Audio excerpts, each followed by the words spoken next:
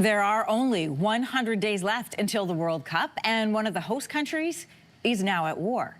U.S. strikes on Iran are coming just weeks after Mexican troops clashed with cartel fighters in cities that are slated to hold some of the most highly anticipated matches. FIFA officials obviously watching this situation closely.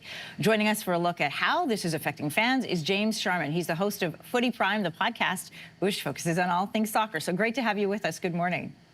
Good morning. How you doing? I'm good. This was a conversation, obviously, amongst our colleagues yesterday, is how does this affect FIFA? On Monday, the president of Iran's Soccer Federation threw his team's participation now in the World Cup in doubt. Iran is scheduled to play all of its Group G games in the United States. How is FIFA, both publicly and privately, responding and reacting to what's happening now? Yeah, listen, what's the World Cup without some geopolitical issue? There's always something. There's migrant issues back in Qatar, of course. Back in 2018, there was Russia hosting, right? So a lot of issues there. Regarding this World Cup, it's war. It's a little bit different. Obviously, FIFA say at the moment the games will go ahead. But as you mentioned there, the Iranian sports minister is saying that, well, we don't know right now. So I think at the moment, behind closed doors, they are looking at contingency plans here for this World Cup from FIFA's standpoint.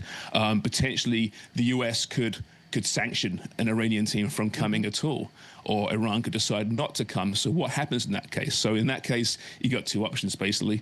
FIFA could rejig the tournament. So Group G, which right now has Belgium, Egypt, New Zealand, and Iran in it, to have a three-team group potentially. Or the other option, of course, is to bring another team in to replace Iran. Now, if that's the case, more than likely it would be Iraq, or it would be the United Arab Emirates, given the qualifying process in Asia. But at the moment, everyone's saying, no, the World Cup will continue as is, but there's so many other issues around this World Cup at the moment. So obviously not ideal. There is precedent, though. If you go back to the European Championships back in 1992, Yugoslavia, war-torn Yugoslavia, was banished from the tournament at the last minute. In comes Denmark. And Denmark actually won the European Championship that year. So there is some precedent in international football. Yeah, but this is one of the main host countries who have now declared war on Iran. And I know that we're 100 days away and a lot can change within that time. But what happens, James, if teams start to drop out of this tournament? For example, Canada right now is in a group with Qatar. They're scheduled to play in Canada, in Vancouver. As this war widens out and more countries are pulled into conflict, could we see teams start to drop out or perhaps refuse to come to the U.S. and say that they want to play in another country? What does FIFA do with that? Well, there was mention a few weeks ago now around the whole Greenland issue. I think it was Germany was saying, well, maybe we won't come to the World Cup if the U.S. continue this force against Greenland, potentially. Honestly, what usually happens in these situations with FIFA is FIFA are very much in the pocket of the US and Donald Trump, it seems. We even saw the president, Gianni Infantino, wearing a MAGA hat. Yes, recently. He's a member of the Board of Peace. Yes. A paying member of the Board of Peace.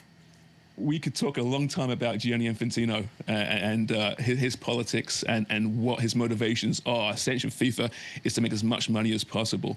But listen, FIFA, generally speaking, in these situations, find out a way. They will not be embarrassed.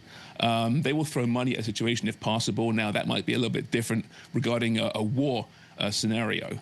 But they've been through all the scenarios here, I think. It's fair to say. They will find a way to make this World Cup happen. It's a 48-team World Cup. That's why it's a little bit different this time around. It's a bigger World Cup than ever before. So there are a lot of teams and a lot of political issues between those teams. So I'm sure they've had conversations with their members. At the moment, like I said, for the public conversation, this World Cup will go ahead as planned. But it's June, right? There's still a few months away now. A lot can still happen.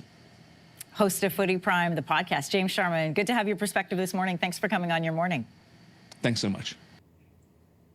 If you like that video, make sure to subscribe to the Your Morning YouTube feed, where you can find all kinds of new content posted every weekday morning.